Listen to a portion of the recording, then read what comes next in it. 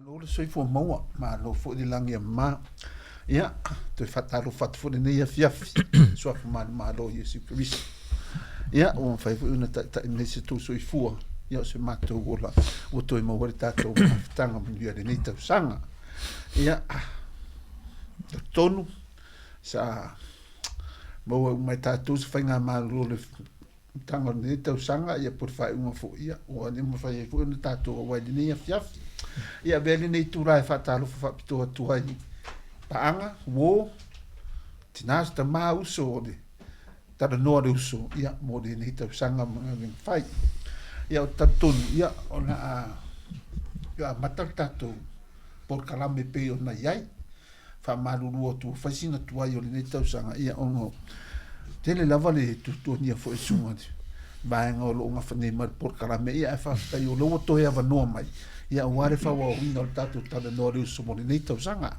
ia vatu den tulae fatalo fatuai le sunga tai Recipients come in church Efeso Fonoti ia ngata le to ina Sione Tatupu mo ne sai fo manguia la sunga fatonu i fiafia pe la sunga le ngai pe ko fa bla ko por kalame o wa mi vidia ko ko de ulu fi ko amakarga ko mangi ka ko amala rosi nga sidi kaua ko kaua ngai statu tami moderi ia fa so ai ma ia o te tonu fo ia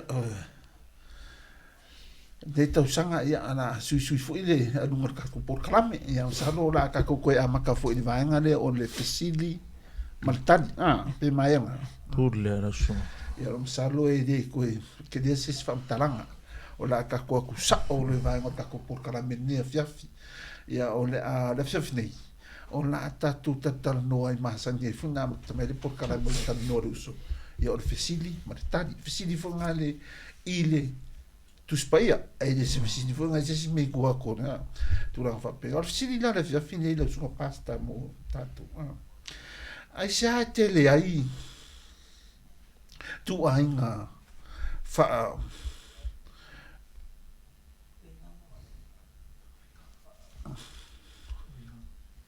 fa winganga is o Tusi Paia ale au krisia ai sea e tele ai tu ainga fa winganga ese o le Tusi Paia ale au krisia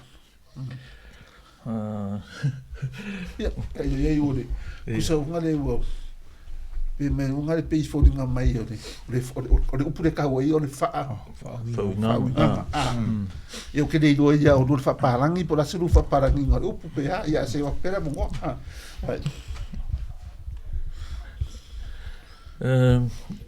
ongo mai fsili amagatato fa so ele nei fiafi te lo onga ole upule fa winganga lea e fa asa mua mai ele upalangi lea ole interpretation kusa foi lea ole faitau ia mafa matala mafa winga ia le upu por fai upu po se parkalafa so ofsila se ame tele tu ainga fa winganga ese pe se ame ese interpretation atangata wow e telo na mafuanga o tato loa o le afionga pa ia le tuana tusia e le anga pa ia so o ia foi la tau fa mala mai ne e tato winga monio wana afionga fai mai il tala a Yesu e alu a saule soani o ia nga sawe e a o ia tato ye me alanga soani o tustala le o le Tusi Paia longo inga la fallinga mai o faia ongal na Efeso Fonoti i tatou a fa pela o tala le na o le ese ia faliunga tangata longo inga e fallinga mai e ia le fai au pe ia le Cristiano por faia onga ile o fifa longo faia onga yeah, let's put it this way ngalanga kusi ia Tusi Paia e mo tatou pe fa faingo fi mo tatou ina ia tatou lua po ai le tua o ai tatou ole lona faawinga ina foila e tatou te faawinga ina e tusa ai male fa asino mai al Tusi Paia O le si mea e tātou te wawa ainga. E le mawhai e stangata e le i whaolaina o na malama ma whaaliliu ia le Tusi Paia. Rongo inga, e le mwheskanga kai i whanau fo wina. E le mwhestangata e le i whaakirisianoina. Pero mua korenitonga e luosu whawe mai. E le talia tangata whaaletino o mea le anganga o le atua. Awa o mea valea ia te ia. Nga kele mawhai aonga o nga ia iloa. Awa o whaamasinoina whaale anganga. O le kalanga a Paulo. Rongo winga la. E ke mi tātou te vaaisolo e isi mafuanga. But that's probably one of the main reasons e alai onga esel whaaliliu o lea, esel whaaliliu o lea. O whaaliliu lea ka la waile nganga o lea tua ma pay the price o le ngā lulu e ti ngā ina su e masa ili na fionga pa ia lea tua. Al whaaliliu nga lea au whakamala ia pole au pa ia po o ka fo ile le o ia ile nganga o lea tua. Le whai mai ia Paulo i e le malama i mea a lea tua. No winga la o le singa mafuanga. E tele o na mafuanga e le tau e whapenga i unga ese le whaalili unga e tangata o le Tusi Paia. Mankuanga ia le teimil ngā le e le tala le talo Yesu. Le ma Yesu lo tamai e tu ina tu le mamalu i lo suafa. Kali mai lola ia le o le tua le si fonga mai langi. Mai wo tu ina tu le mamalu. Kewe mai o tito e tu ina tu iai le mamalu. A fe mai ka kalanga iai. Soli. O le kalili le faikili. Mai si. O le angelu la kalangoa mai a Yesu. O le alan me kam fai afa mtala i. E kasi a le si fonga. O le fai mai. O tu ina tu le mamalu. O tito e tu ina tu foi. Iai le mamalu. O le kalanga le si fonga le nsau melunga i le tua. Whaalongo Yesu. Whaalongo mai kakaia. Ese umalava ia. Ia le whalili unga. Ese umalava le receiver. Atangata. So kai whapenga la. Ia le mea lea. O siria pasta. Ese ai. O mafuanga nga. O le si ele o whaalongo. Lua. O le skanga whaliliu. E le i whaolainga. Kusa lava. E mwhai lava nga whewhi au whai a onga ma o mea. But still not been born again. O le mea la nga e ala inga.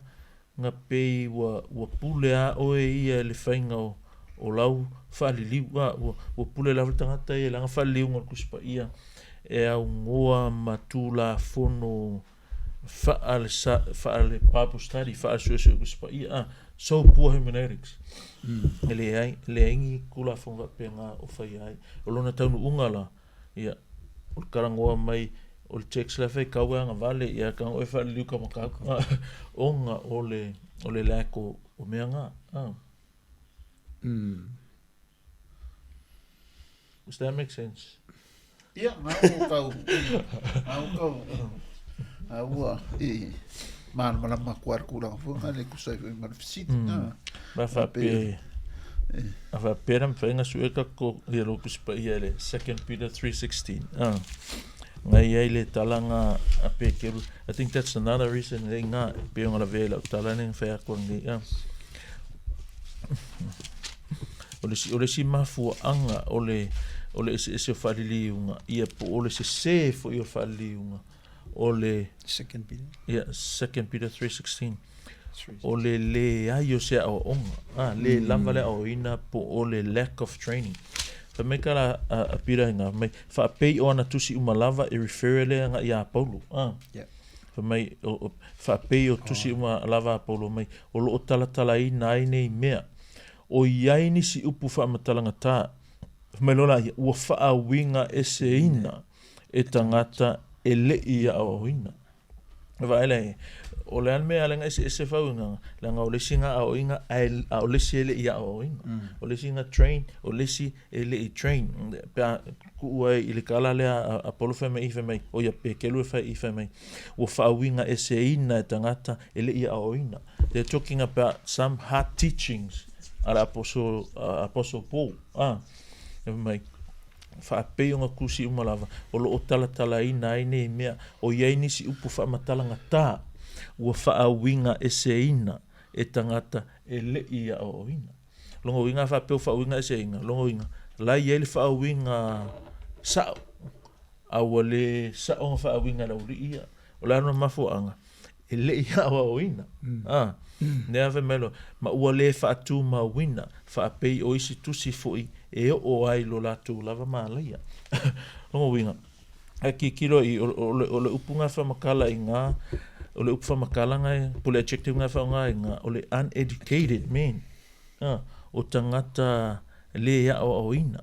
O le whaawinga e se ina ngai i ngā. Longo winga, expression active indictive le winga le kala. O le maasangi lea, o le tū lea, o le mea lava lea kākai ele ia o inga. O lea, o le whaaliu se o Tusi Paia, o le whaaliu se, whaawinga ese. O upu tala ngai. La ve kala na i le, sa unga pasta i mene. Le lau kakanu i mor kakai, le i ia o ao. A whawhera kakare un kware le ia o ao, ai kango. Sui la ingo. That's really good. O le singa mea wae, le lau kakanu i sa. A whapengi whase loku ai ku iska kai le ia o nga fu i join me fu si whai au nga join. Ai kango whai loku. I o kere lopu a mea la whai. I o amma kua fu i o le, e le joininga me si whai au, e le ia sa o nga whai au. Me la nga kau, ma kua i le, i nga sauro le whai mai, i ara whai mei le nga, nga whai mai ale le nga ia sa uma. E le lopo i le nga le whai mai. E se ra ma de si le ma kua i lava le doa. I le fu kakana ngua fu ia. Le la unga mai. Nga o e ale ke mana me pa fai deep low lo le fion. I le fikoso inga solo me e fai mai dunga ia. La le se lo so se kikilo nga me ko nga. E pe ka so angi ia le mafu anga mua ma le lua. I le tali lo fisilia pas. Le anga fa ko ia. O le me mua e le fa longo fai a onga. Leonga lau kala, e le eise fiso ka inga ma le anga pa ia. La e fai mai i le poko ma le loa, ma le mala malama.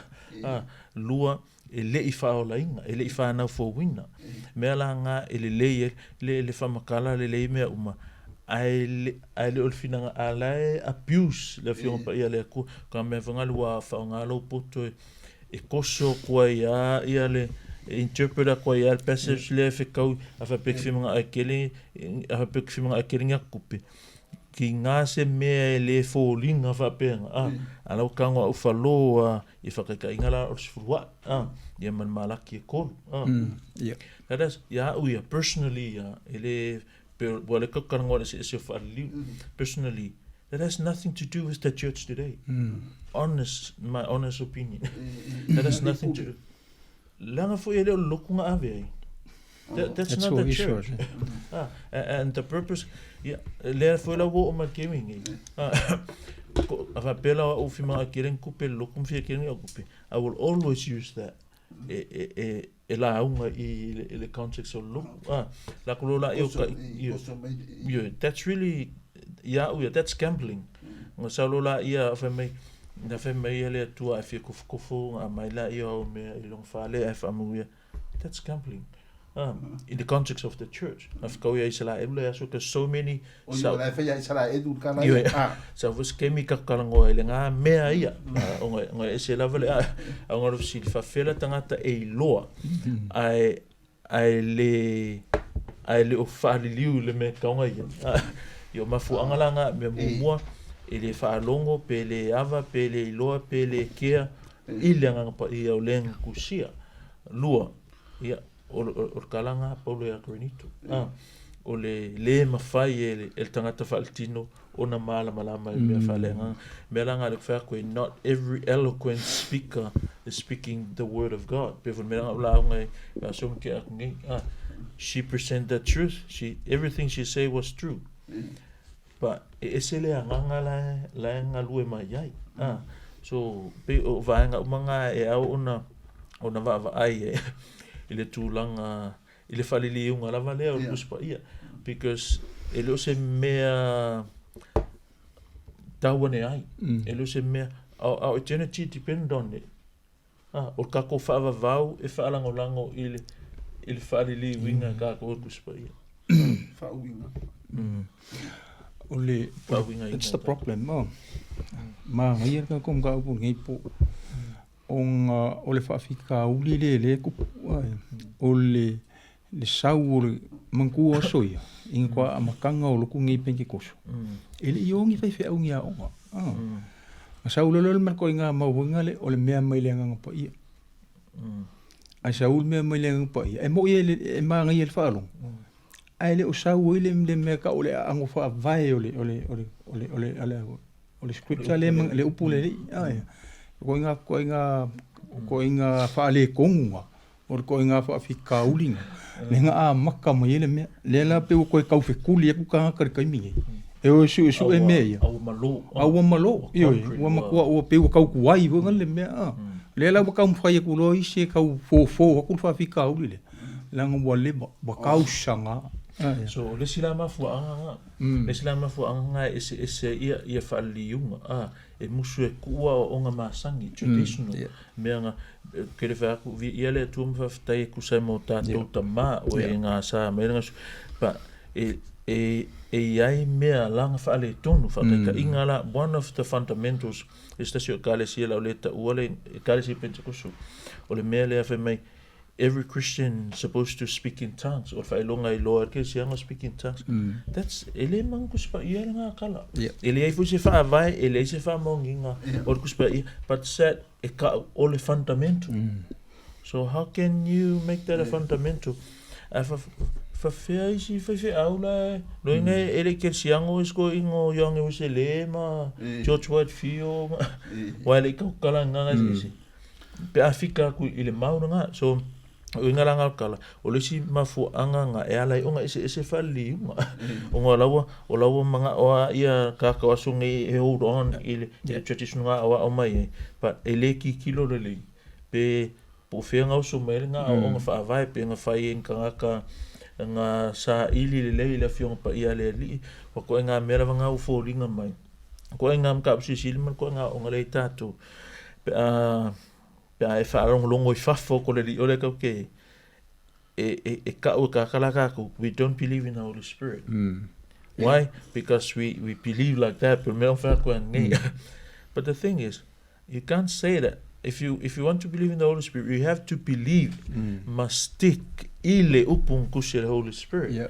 Ole si fa ko ole Holy Spirit le ka ke ngai langa upu manga practice what he wrote in the scripture what he authored in the scripture or practice for e create male scripture nga author e ole si fa fika ke le lava ole mele ole ese o faliunga ka ole ignorant malele manatu mamafale ile autelinga malilienga the agreement the oneness the unity uniformity maka porkuspa ia farika ingana pe o kamalonga o Apollo ke mor kalanga ilenga luenga e sfulvalu ngai na fe me makwale leila vol faila a fa longo ia kuilama mapisila ngal pap kisonga Ioane langa ke lo so there's a dangerous ko nga me nga faila ngal la kola nga pakele lo the whole counsel of the word of God kele lo me nga e fai kau mai ia sau I agree sau ko I or disagree. Why? Because ikeleva ai le au te lenga me nga o le siminga fua ia doctrine sound doctrine and false doctrines e fua ila agreement al kuspa ia ako ile fa pesa au luma I ase ko I a pesa au ko I e ka nga sa au ko I ele se fete na inga al fa vela doctrine ya songi you can defend your doctrine iluma I ai o mai ko I wale se me ke mingo ia so ia follow le ka mela fa pili le ngam ko nga me pe nga ile lungo mele ia o ngama me ia so akula se what's the remedy la fo ma nga ia kala aluka le ngaluenga nga e lua fa lua ile lua e kale si le pattern funga ka nga lua ia loku ia songi ole tu mau pe il mata upula apostolo fe mai o tu mau pe ila tu mata upula apostolo mal mafuta fata si mal to fingo la reto matal talonga ale me mo ke fie nga ole amakanga fe mai o tu mau pe ila tu mata upula apostolo longo inga ka mai nga they know the doctrines of the apostles. Menga nga lain ku mau, ile mfanga ku mau se me ke le ilo. No inga they study, they understood, and they hold on to it. They make it their stand. They learn it. They believe it. Ia maola, ile me it's taonga ia. So mafu anga umalanga. E kusama sila pasa. E alai onga ese ia faalili unga. Wa pule lava kakai I langa faalili unga. Pule lava kakai me whekau I manga ia le ngafu I kaimi. Ia nga faalili ua lola ia le whapenga apeta. So se kusi lava kusi. Ele kusi al kusi kala mal famoe moe. Pule a oe el whauia. No, kasi lava le winga la amai. Peonga o inga I tātou ele mtaupunga hermeneutics. Ele luangi winga. Kasi ale winga. So when you auskai oi kula fongo umar fale unga kuspaia, then kulima ka ngawa ale makua I maulele at least wala kalaka ai polo le violatinga o isi va engo le fionga paia ale tua. Pata sidunga duana. O le ala le faalili unga. Le hale me kauli faawinga inga. Ese me ye dua po le me kasilo. Kalvave kwa ese mo skeme e overlap ia pe abuse ia le faonganga o pui lua. Ole faliunga kusalawa translate from one language into another. Pole kusifa Britania kango e faliu fasamo so faliunga la nga pole translation nga. Le ka ure faliunga nga ole faawinga ina ia pole faawinganga. That's interpretation. You interpret, you explain, you read the passage and you explain. That's interpretation. You interpret. You exegete. You bring out what is in there. So exegesis, that's a part of the interpretation. Le forward ko ngala ka ko expository sermon. Expository sermon, you have to bring from there. That's you. Text lang fai kau. Ele fa mo fai kau la mo fai ya la mo mele. Yes. Ka no milo ya la mo mele. O fa liunga o fa winga la nga o fa winga nga por interpretation nga o fa talaina le wingos fai upu ia po se upu fa kai ka inga wale lava o sili le ya inga la sili mo plan me ese i fa liunga la male fa winga ina o ese la o kalida ese me ese fa liunga o le translation o le fa winga ina o le interpretations por le explanation of the text wa fa kai ka inga la o le sime ese tatou ke fa pe o spesuka ko pa langa la e mangingo la vale ese o le mo Timoteo lus fululua ngai er kalanga if fa au fingi o ka ko kalesia e leng fa au fingi o ise kalesia e ia fa au fingi I say why is that different interpretation ese fa winga ina o le kuspaia ama menga le fa koi o le sime ese fa winga ina o ngole leva ai ile council la ko ile auto lenga por le mal lienga kuspaia ko kai ka ingala il fa upunga fa mai o ise kalesia I mean le alengo le me ile 1 Timothy 2:12 mai awa o te le tu ina atu ise fa fine ia o atu mai pe pule ile tane a ia nofo falolongo lava o ka ko la faliunga o la fai mai ia Paulo ele fatanga ina yau se fa fine ona o atu pe pule ile tane in the context of the church a ia nofo falolongo lava ia o kele isi mau fa winga ka o le mea lea a fai kau I lalo I fo fa wa fai kau le fu korsu fa su lima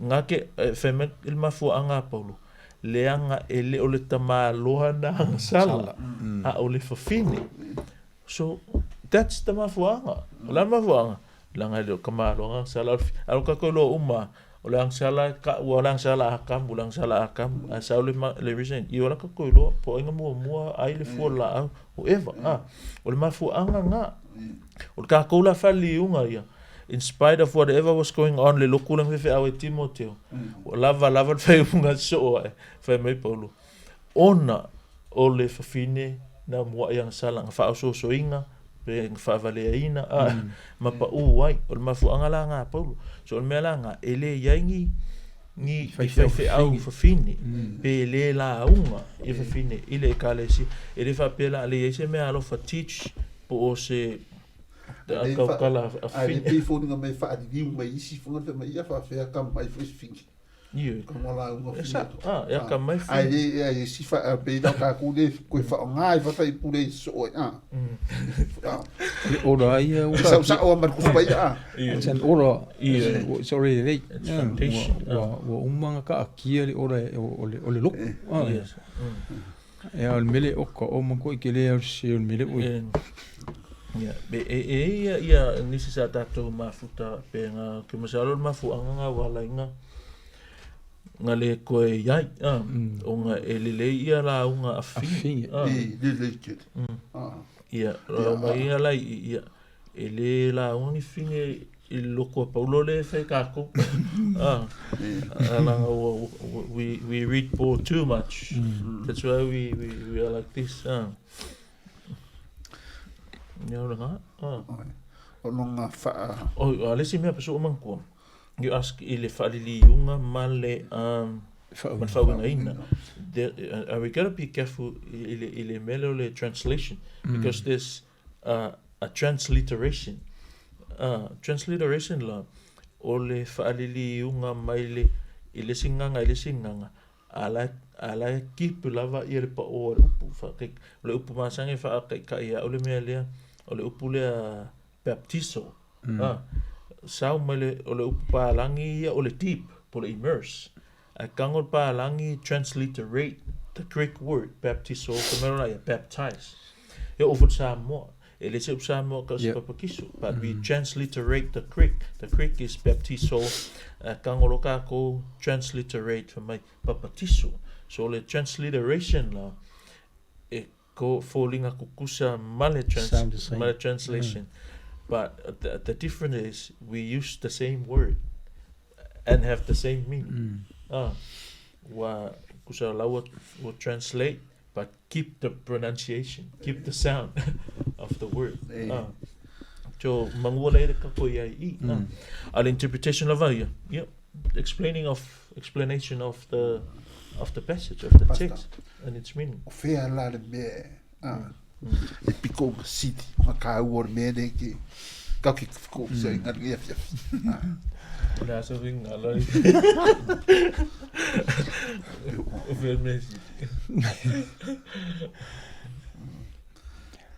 o ia que corrió el visite ya wa o manga ya ka puro pa mo ya le la wa nga i kulo la ile e pingo fe ko po fe ala pico city ka wa le la kale kut kale lengo ai koi falling function ka pem I think e makua kusa le ka a wa fa lango sa ola fa winganga ile laka o lau fa liu ile nganga kusa pa ia a ka koi fa ona o terminate mal training le ka ki ka mafai la me fai ya ta to mo ta to ofenga luenga Kongo ele tau mau o le mea roke mga but at least ia ti loa tātou wha o ngā tools pero mea ngā fusile ia e Sione ole when I say whaali liu I o ngā leka karangot whaali liu ngā pe lao le New King James NIV mea wa pe ngā that's translation ia po version o le whaali liu ngā mele ngā kusa pa ia ngā ele wha Britania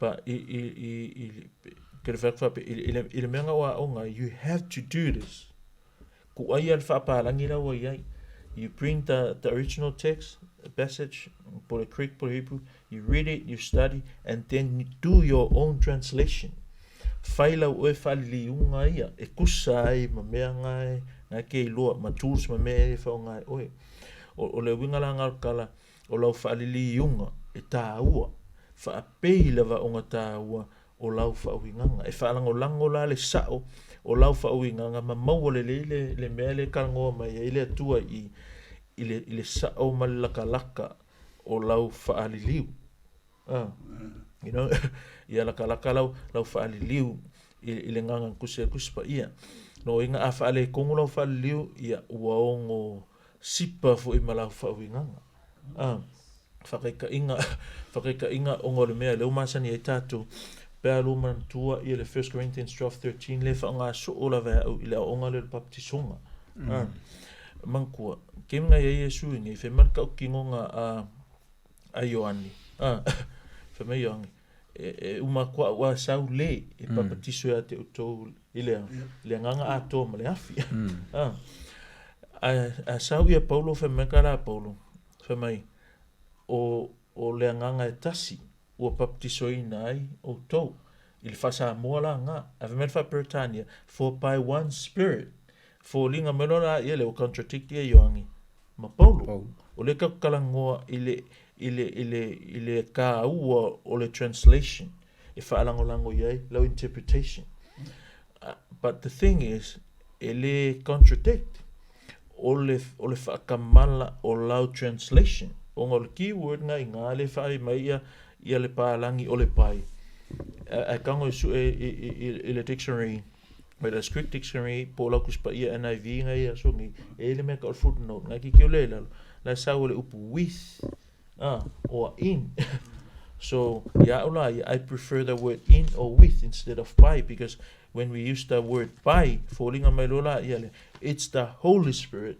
the subject of the baptism but it's not it's Jesus that baptizes us in the Holy Spirit into the body of Christ no inga ole menga inga ele biblical loka kalva pe e pe polo o fapea ai ona ua papatisoina oe ele anga paia sa kama pe ai ona ua papatisoina oe ile anga paia why because according to Paul and John it's Jesus that baptizes us in the Holy Spirit so o pela ska fareka inga nga ile ta ua o lo sili po fe me e picture ka ua kukusa le lama but onga ole order e mua mai lau translation so you have to be strict you have to be serious matua ai matai tu lau whaaliliunga me whanga okay advising ai a wole whaonga se translation e kasi a translation lawa ia ke mga au ia e vaai o le King James ma le NIV ma le NASB ma le ASV American Standard Version if so nga ka le kusa like a interlinear voile compare le so and when you are equipped e malama o ile introduction or quick for Hebrew then don't be scared I will fefe e aluenga and then we'll see some really amazing truth like afi nga e preferred pe le simenga fe ultato tala pe upsa mo vanga le mai ia Paulo ia te auto le manuia a fai ka fa pa langi o le upula e o le peace po a fa sa mo ka ko o le manuia a le upu e lengi le o le RNA kusa e fe ka u le fo ya man ka fa sa mo so me fa ko e ta ua ia le fali liu e si foi ona ta ua ia le fa winga a fa ngolango le sa o la fa winga o le ngono fam kana ngane velo le peace e u fa upuka ku sa Moses ke mul file mu file a le o mai o manguia a fa ka ula o parang i peace le ma fa o file mu a di bere i sa mo o manguia la ia ku so le ngala tala o le whaanga e tia ngō fi ua mauti noa le wunanga o kala ngā le koe ngā manguia ngā kusa you lack nothing mea ngā ala ngā fi le mu pēa wha pēka wha makalakala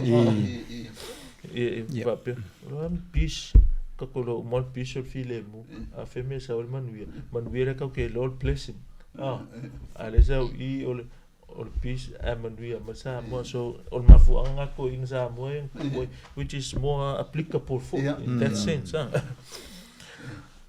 ol tulanga langa kaunga ia ta ua le whaaliliu le whaaliliu ta ua foi le whaawinga ina a whalangolango ia le pākongo lau whaawinga I le sa o lau whaaliliu ina o Tusi Paia to ina Sione pe iso si le whaapupu te polkara mene fiafi kilo o kai doa ia wo mako si mele Pastor ai se afianga o le itu ainga whaaliliunga le I le itu ainga whaaliliunga le tātou te whaongaina I le tātou whaonga ina o Tusi Paia ai so na afianga pese afianga ko enga o itu ainga whaaliliunga eseese ia ni le tātou te whaongaina te taimine mea uia o kelenga o sia o ngose leingi mawhainga tā ia whaiva o le au whailotu ma whaiwhi au ma le au whailau o ngai iai ia whaaliliunga po translation o lo whaia penga whaaliuina ma le whaamoimoi nge whapeanga whaingofienga malama tangata lau tele ua avea ma mea ua sui e mawinga whaavai o whai upu o le toi mauai le winga langa iai whakaika inga laka mai lava o version sia po translation ngai o Good News Bible ma le The Message translation of The Message o Good News Bible e kele mauai upu peasa o mantua pe upu ia o le redemption justification instead o whaonga upunga they paraphrase it they use different words simple words ina ia pe ka ilo kam fa simplify a sui e male winga o le fai upu so a fa pela o e ke fai la unga la ku study I ko nga kuspaia nga pe o le Good News Bible male version le The Message e sa lola ia ma o nga wa mako I mamao lava whakaika inga le o le message le o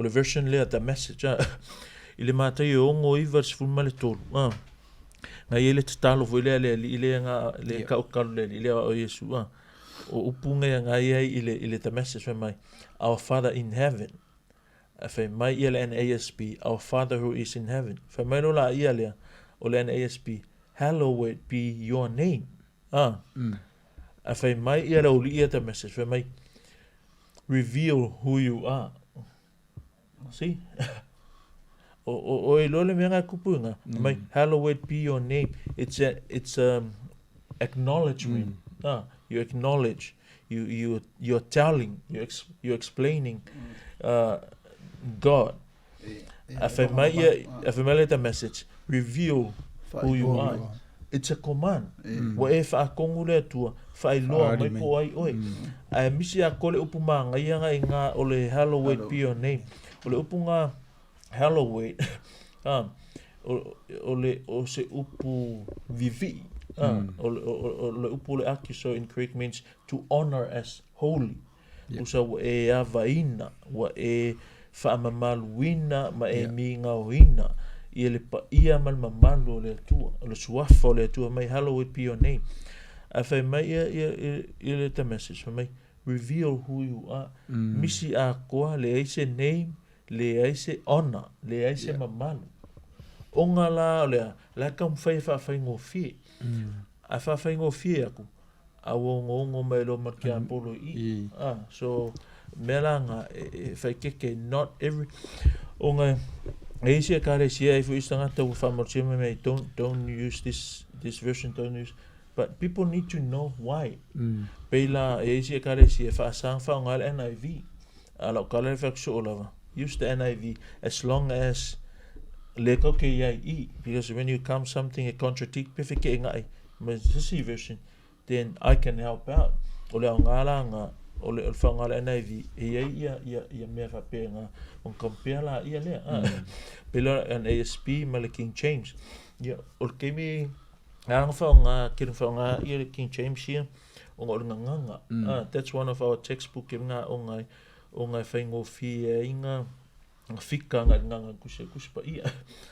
But an ASP I prefer ele nga ka la faingo fi nga mara le ingilisi la ia I picture for laka il kuspa ia ongole ol fale tono o translations ngai they translate thought by thought thought for thought ol fale nga ka ngai word by word, so melale thought by thought I reveal who you are feel ia le akio sole feel ia el hallowed le feel ia holy is your name honor for my lola set the word right for my set the world right for my LSP my your kingdom come oh se vale com yeah for our be my do what's best my your will be done so what's best let paraphrase for liwa fa ka longa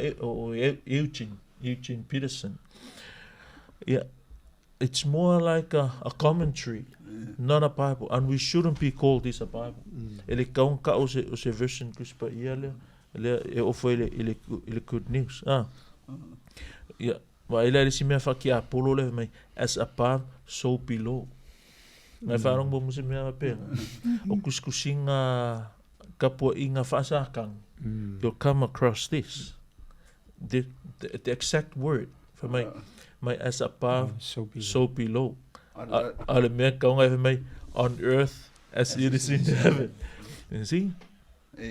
So there's something satanic here. My keep us alive with 3 square meals. Al me ka ngai give us this day our daily bread. That's really close to Greek. Give us this day our daily bread. My la ka male.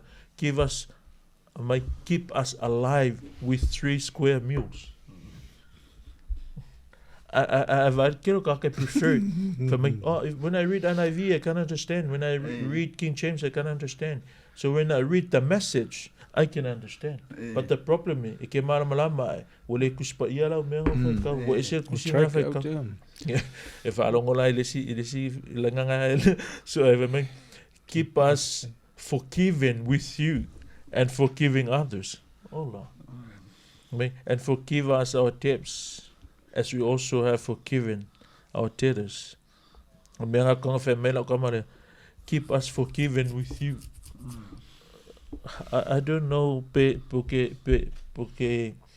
pula ko nga English le English ke mama lama me keep us forgiven with you.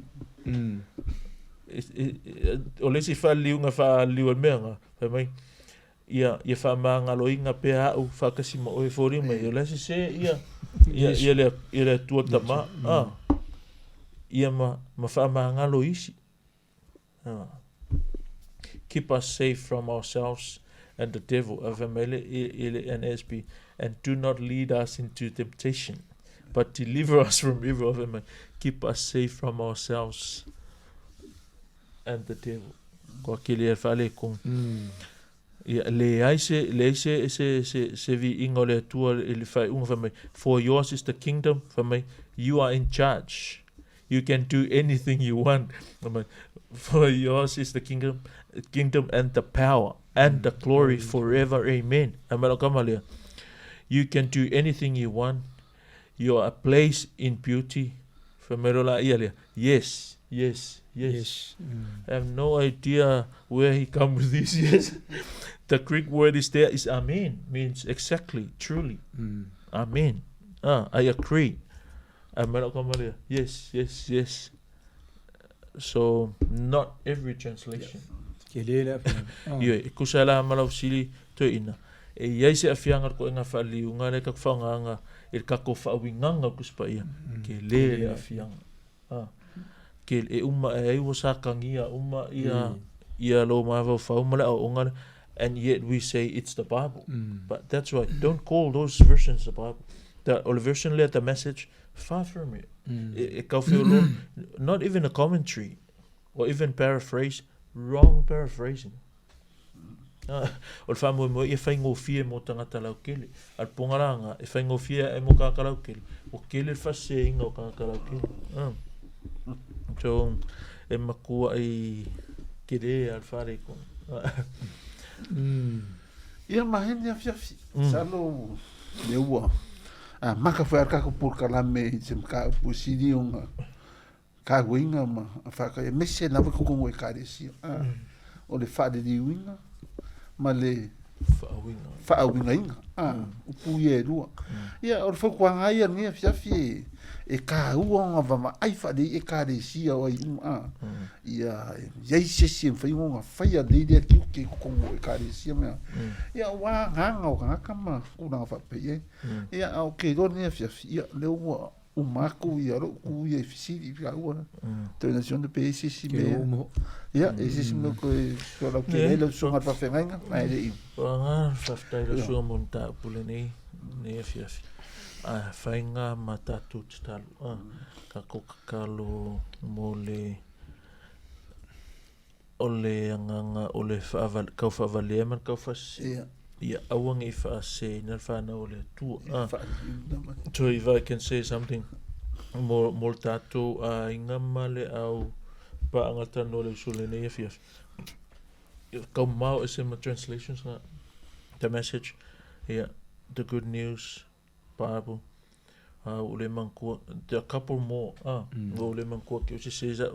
So translation ka oako. But King James is safe. New King James, NASB, New American Standard Bible, the New International Version. Yeah, ole New Living Translation. So whaingofie ai le o mamao ese mai male original language. But compare, yeah, mawhapea ngā matalo le tua. So songi atu I lo study malo malama. Ina ia ungi whaase ina tātou. Ia, salo le whainga nā o le Talanoa le Uso le ne fiafi whaktu le ne I taini o le angangar whaftai sunga tai fo I le Recipients e Efeso. Mo le tufta whaina ma le whasoaina ia ma le au ina fo I le Tusi Paia le ne fiafi le tātou maftanga ia anga le li ma tuma pere maro sortino. Ia na ngata ilea mo pere ata mai ma le poto mai ate ia au wale whasoaina. Ia mga due fo I whaino whingalo ia whamaro fo tau ina Sione, mo ne fiafi ma le maftanga, ia au te tari tonu, o te tonu unga ngā le Talanoa le Uso ne fiafi, turi tau ma le vea sufok, sa lola awa veka, la koe suisinga, taimi a makai kako mtau onga, o whaisinga kuai o le ne fiafi, ia ngā o mea maka, whamaruru aku, pa anga fo I o le Talanoa le Uso ne fiafi, ai I whamanuia le tue lo loto, I ia le ri, tau whaso I fua.